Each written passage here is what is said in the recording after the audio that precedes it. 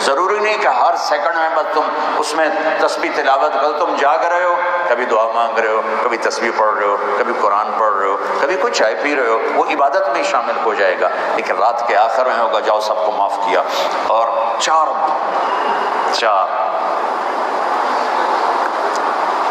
बदनसीबी कहूँ जिनकी बख्शिश नहीं होगी। शराब पीने वाला शब कदर में भी नहीं बख्शा जाएगा।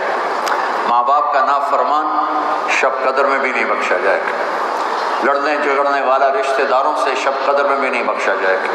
और दिल में बुग़्ज़ नफ़रत पालने वाला शब कदर में भी बख्शा नहीं जाएगा। यहाँ उठने से पहले अल्लाह ना करे कोई शराब पीता हो, अल्लाह ना करे कोई माँ बाप का नाफरमान हो, अल्लाह ना करे कोई लड़ाई झगड़े करने वाला, अल्लाह ना करे कोई कीने वाला हो। लेकिन बशर है, कोई है तो बच्चों तौबा कर उठना, इंशाअल्लाह शब कदर में सारे गुनाह माफ़ हो जाएंगे और ऐसे निकलोगे जैसे माँ के पेट से बच्चा।